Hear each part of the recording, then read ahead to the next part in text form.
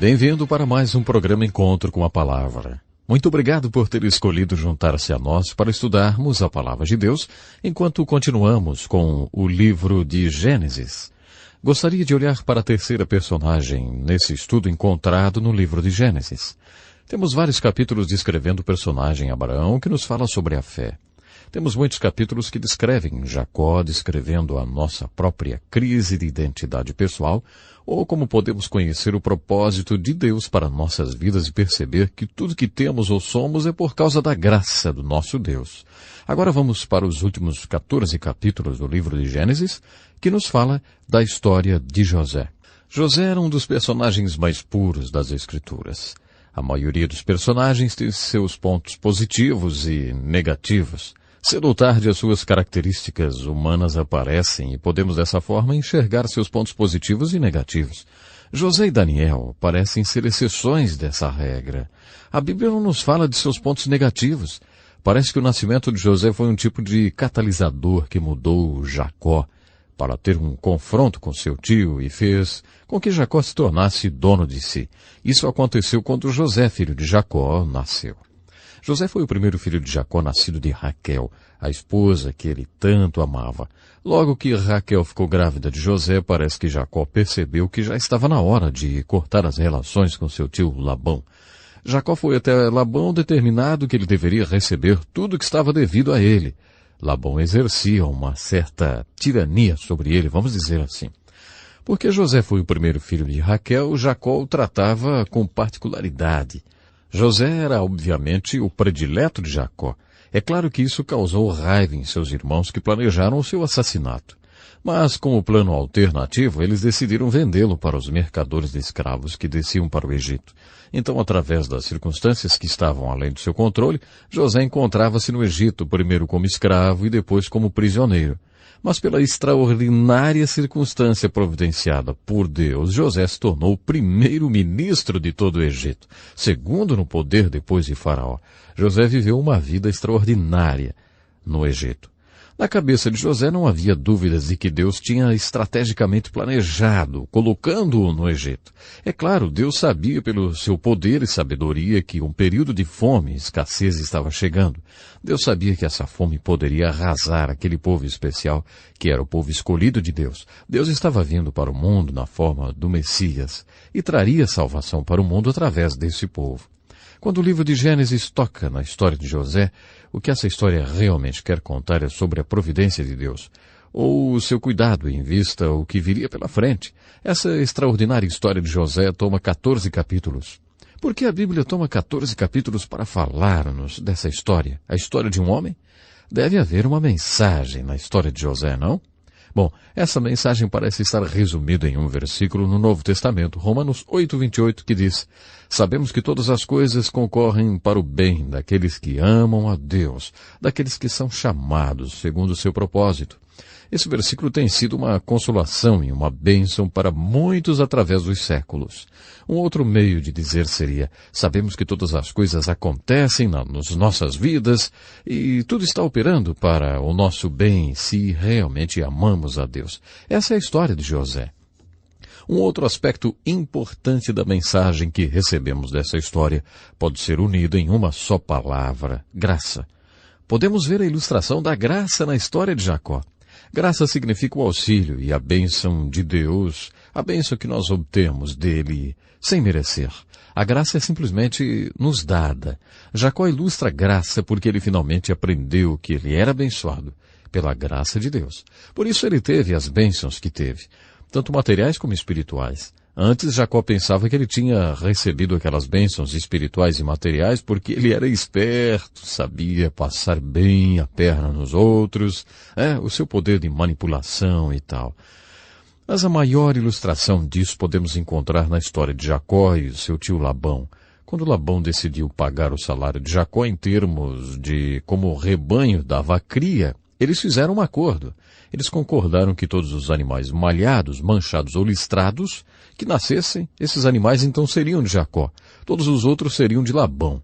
Uma vez feito o acordo, Jacó foi ao curral, foi ao lugar onde os animais estavam dando cria e marcou as cercas. Ele pintou tudo, fez listrado, enfim, fez as cercas parecerem manchadas, malhadas.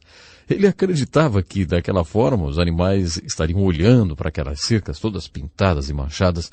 Ele acreditava que os animais nasceriam malhados também, manchados e listrados, e assim ele sairia ganhando. Ele nunca assistiu a uma aula de técnica em animais ou curso de tratamento de animais. Tudo isso era típico de Jacó. Ele acreditava que seus esquemas e enganações produziriam as bênçãos para ele. Mas Deus finalmente disse para Jacó: escuta, Jacó, tudo foi feito por minha graça e não por causa de você ou algo de que você fez. Quando Jacó se confrontou com seu irmão Esaú, vemos claramente que ele aprendeu sobre a graça porque ele disse: Deus tem me tratado muito bem. Quando eu cruzei esse rio eu não tinha nada. Deus fez de mim uma verdadeira companhia. Deus tem cuidado muito bem de mim. Na vida de Jacó, graça significa que Deus multiplicou ele. Suas esposas, seus filhos, seus serventes, a sua saúde firme, nada que ele tinha ou era um resultado de sua esperteza ou esquemas. Tudo era resultado da graça de Deus. Isto foi verdade na vida de Jacó e também é verdade em nossas vidas. José ilustra a mesma verdade, só que de outra forma. O que José ilustra é: José se encontrava em circunstâncias difíceis. Ele era um escravo.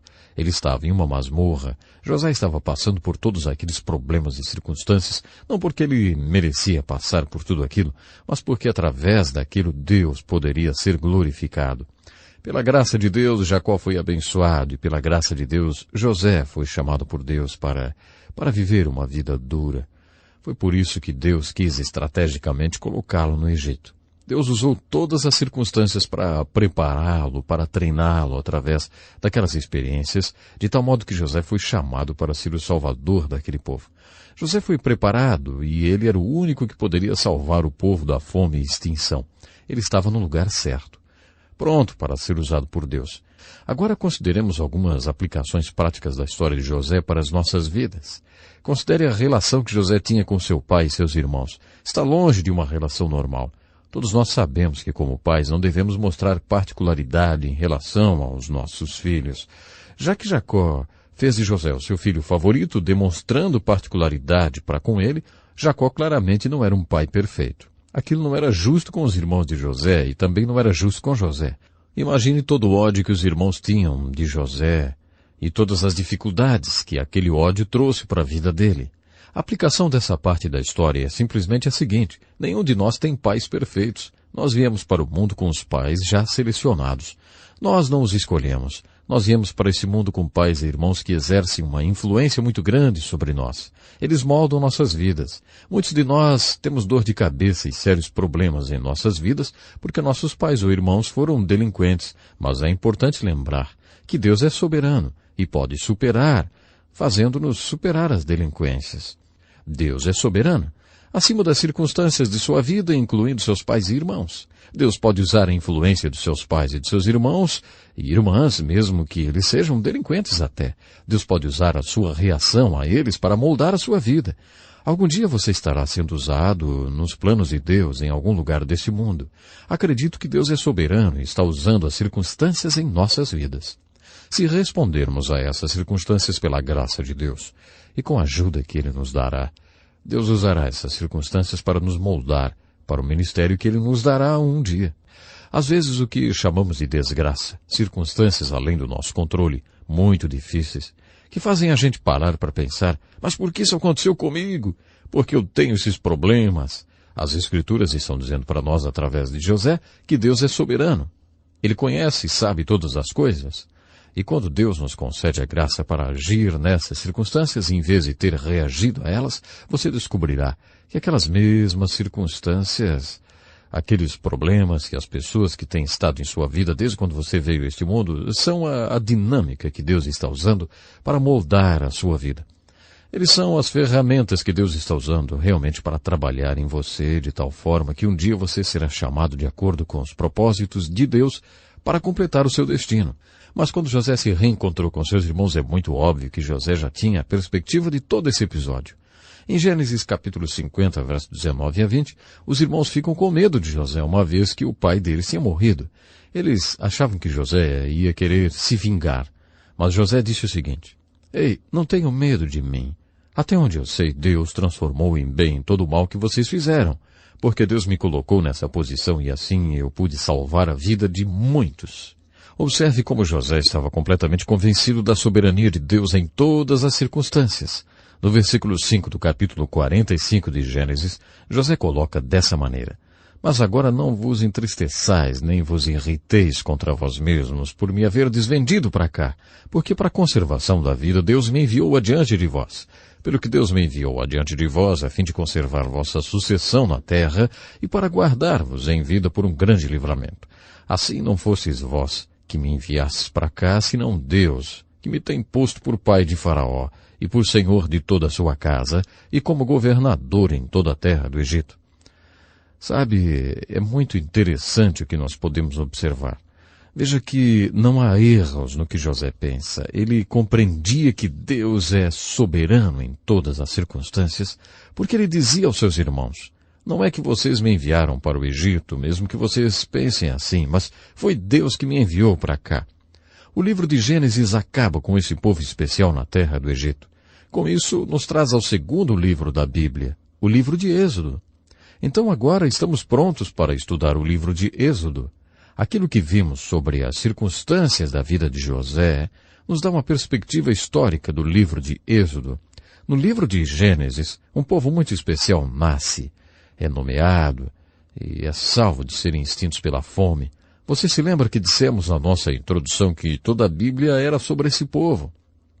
Os primeiros 11 capítulos da Bíblia nos falam da história do universo, da terra e de muitas coisas. Mas quando você chega ao fim do capítulo 11 do livro de Gênesis e inicia o capítulo 12, você ouve falar desse homem especial chamado Abraão.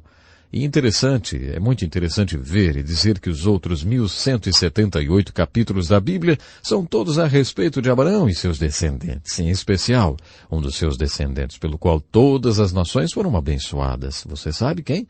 Jesus Cristo. O que estamos dizendo é que a Bíblia toda é sobre Israel. Mas por que Israel é tão importante? É porque quando Deus decidiu vir ao mundo, ele não veio como um negro, branco, vermelho ou amarelo. Deus criou um povo especial para o propósito de sua vinda à terra. E esse povo especial foi o povo hebreu. Se alguém tem o direito de ter orgulho de suas origens, esse alguém são os judeus. O povo judeu foi criado para o propósito de Deus. Deus iria se tornar um homem e ele queria criar um povo que pudesse fornecer a ele um contexto histórico para que ele se tornasse um homem e viesse ao mundo. Isso faz do povo judeu um povo muito especial. Quando estudamos a Bíblia, especialmente o Velho Testamento, queremos considerar o desenvolvimento desse povo muito especial. No livro de Gênesis, lemos que esse povo veio através de Abraão. Abraão foi o pai desse povo. Jacó foi quem os nomeou Israel, e José foi quem os salvou da fome. José é a figura do Salvador, quando ele salva aquele povo da fome e perigo da extinção. É dessa maneira que o livro de Gênesis termina. José dizendo: Diga para o meu pai, vem habitar no Egito, em Gósen, perto de mim. Nesse ponto, aquela nação era constituída de apenas 12 famílias. Isso é interessante demais. Eram apenas 12 irmãos e suas famílias quando Gênesis termina. E aquelas 12 famílias estavam no Egito. Entre o livro de Gênesis e o livro de Êxodo, 400 anos se passaram. Isso é muito tempo. Para se ter uma ideia, isso realmente são muitos anos. Pense nisso, 400 anos. Em Êxodo capítulo 1 podemos ler que essas 12 famílias se tornaram uma grande multidão. A palavra multidão aparece muitas vezes no primeiro capítulo de Êxodo. Eles se multiplicaram tão rápido que se tornaram uma ameaça para Faraó. Com isso, Faraó resolveu escravizá-los. Então, quando o livro de Êxodo é aberto depois de 400 anos após o fechamento do livro de Gênesis, aquelas pessoas que estavam se tornando uma nação eram apenas uma multidão de escravos. Eles ainda não são uma nação. Deus irá moldá-los em uma nação. Há muita coisa que Deus quer fazer antes deles se tornarem uma nação. Gostaria de fazer uma visão geral sobre o desenvolvimento desse povo especial, já que ele é foco desses 2 livros. O começo desse povo é a fonte deles. E a fonte era Deus. Deus estava criando esse povo especial para completar os seus propósitos, que poderiam ser muitos. O seu propósito primário era que, através desse povo, ele pudesse vir a esse mundo na forma do Messias, o Salvador do mundo. Aquele povo também era especial, porque aquele povo veio ao mundo através de Adão. Lá é onde Gênesis começa. Ainda no livro de Gênesis vemos essa nação bem mais desenvolvida pelos patriarcas. Tanto no Antigo como no Novo Testamento você ouvirá essa passagem repetidamente. Eu sou o Deus de Abraão, Isaque e Jacó, porque foi assim que iniciou essa nação. Deus nunca quis que eles esquecessem das suas origens, com os 3 patriarcas, Abraão, Isaque e Jacó. Quando o livro de Gênesis terminou, haviam 12 famílias ou tribos, e essas 12 tribos estavam no Egito. Quando o livro de Êxodo é aberto, esse grupo de pessoas que ainda não constituíam uma nação multiplicaram-se de 12 tribos para uma grande multidão. Mas essa multidão ainda não era uma nação. Uma multidão de escravos não pode ser chamada de uma nação. Se Deus queria transformá-los em uma nação, a primeira coisa que eles precisavam era um líder. O livro de Êxodo, ele falará do maior líder de toda a história do povo de Deus. Moisés será comissionado. Será chamado para ser o grande líder desse povo. Esse agrupamento ou essa multidão de escravos terá um líder, e você sabe o nome? Moisés. Como líder daquela grande multidão, um dos maiores problemas que Moisés enfrentaria era que não havia leis ou regras para essa multidão.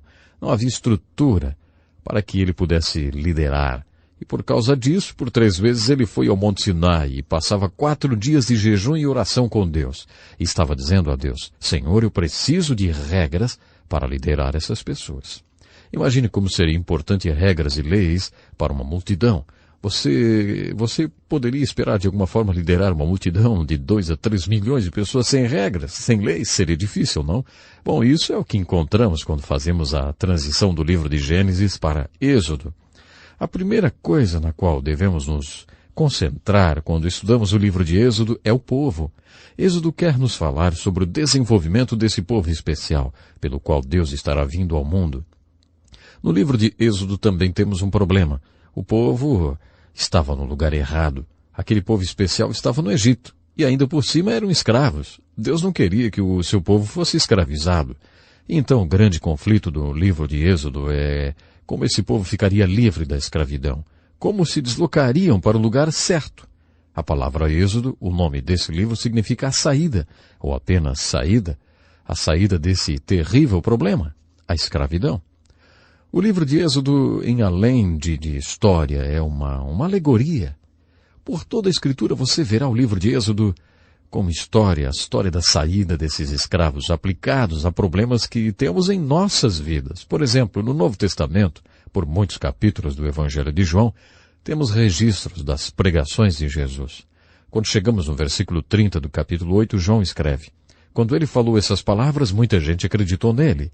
E Jesus virou para aquelas pessoas que acabaram de expressar fé nele e disse, agora, se vocês continuarem na minha palavra, vocês conhecerão a verdade e serão meus discípulos.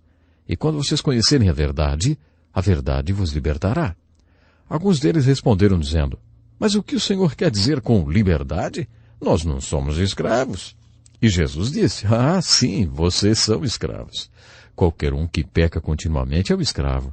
Quem peca continuamente não está fazendo porque quer fazer, mas está fazendo o que tem de fazer, e ele não é livre. Ele é escravo do pecado. Sabemos que Jesus estava dizendo que ele era a verdade, que eles iriam encontrar liberdade só quando tivessem realmente fé nele. Jesus disse, quando eu vos libertar, então vocês verdadeiramente serão livres. A declaração de liberdade que podemos experimentar em nossas vidas da escravidão do pecado está representado nessa alegoria do livro de Êxodo.